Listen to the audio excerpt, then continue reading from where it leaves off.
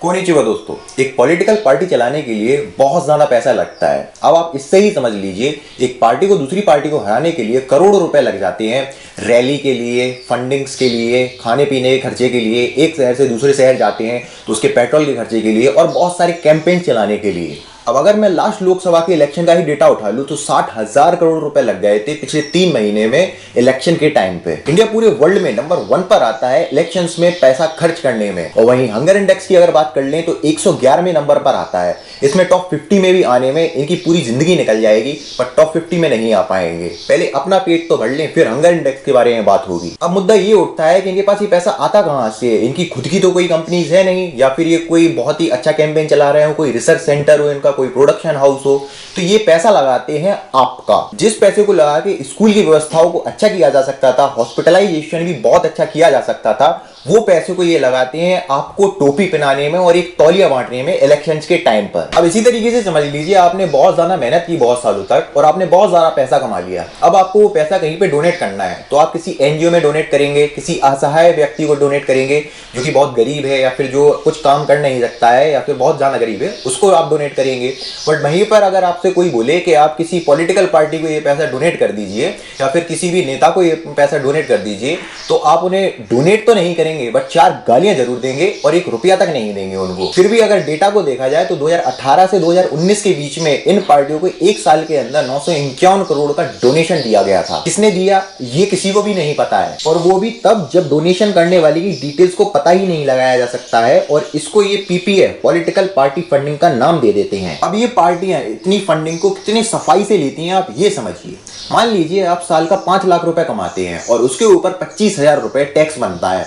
तो अगर आपने वो 25,000 रुपए टैक्स इन पार्टियों को डोनेट कर दिया तो आपको 100% छूट मिल जाएगी कि आप कोई भी इलीगल काम करिए, आप हमेशा पार्टी से आपको सपोर्ट मिलेगा, आप बचते रहेंगे। आप अपना भी कोई काला धन या काला बिजनेस भी खोल सकते हैं, कोई प्रॉब्लम नहीं है। और हाँ, एक और चीज, 25,000 रुपए जो आप टैक्स भरेंगे उस पर आपको 100% छूट मिल जाएगी आगे के टैक्स के लिए। तो आपको टैक्स आगे भरना ही नहीं है अगर आपने डायरेक्ट पूरा 25,000 इन पार्टियों को दे दिया और एक इलेक्टोरल बॉन्ड करके एक पेज बनता है वो आपने बनवा लिया तो। और इसी के साथ ही साथ आपको इलीगल काम करने का एक लाइसेंस भी मिल जाता है। आप इसी तरीके से समझ लीजिए कि छत्तीसगढ़ में इतनी सारी माइनिंग्स हो रही हैं, इतनी सारी, और वहां की जितनी भी कंपनियां ये माइनिंग वगैरह कर रही हैं वो पूरा पैसा इन पार्टियों को दे रही हैं, जिसकी वजह से इन्हें पूरा लाइसेंस मिल रहा है, कोई दिक्कत भी नहीं हो रही है। और भले ही हमारे नेचर का डिस्ट्रॉयमेंट हो रहा हो, कुछ भी हो रहा हो, इन पार्टियों को कोई मतलब नहीं, इनको सिर्फ पैसा आना चाहिए। अगर आपने किसी रिलीजियस जगह पे पैसा डोनेट किया है तो आपको 50% का ही डिस्काउंट और 50% ही सिक्योरिटी मिलेगी, और वही पैसा अगर आपने किसी रिलीजियस जगह पे डोनेट किया तो आपको 50% डिस्काउंट मिलेगा और 50% सिक्योरिटी मिलेगी किसी भी सरकार की तरफ से। और यहां तक कि इधर पे कोई लिमिट भी नहीं है। जैसे आप बहुत सारी जगह पे देखते हैं कोई लिमिट होती है डोनेट करने की, या फिर उसके बाद आपको कोई पेज वगैरह दिया जाता है, इधर पे कोई लिमिट नहीं है। आप लाखों, हजारों, करोड़ों,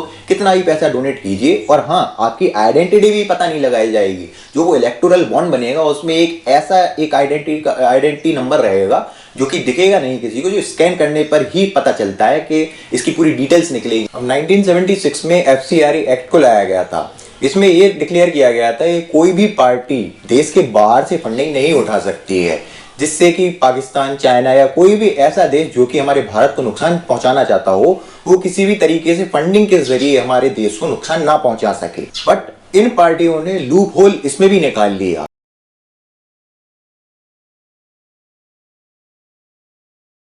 RKW डेवलपर्स प्राइवेट लिमिटेड, इस कंपनी की ईडी से इंक्वायरी चल रही है 1993 के अटैक को लेके।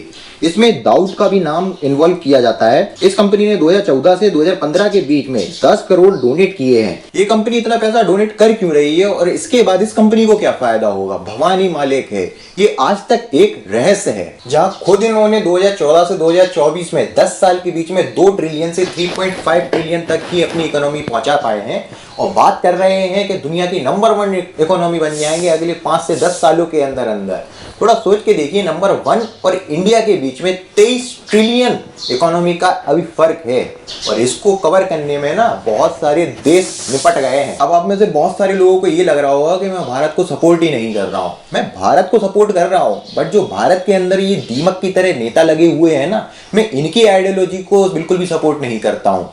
ये हमारे देश को खोखला कर रहे हैं। ये सारी पार्टियां मिलके हमारा और आपका बुद्धू बना रही हैं। जहां अटल जी कहते थे कि हम ऐसी पार्टियों को तो चिमटे से भी छूना पसंद नहीं करेंगे, आज उनकी वही पार्टी खुद ही उसी चिमटे को बेचकर उस पे ही जीएसटी लगाकर हमें बेच रही है और आपको टोपी पहना रही है।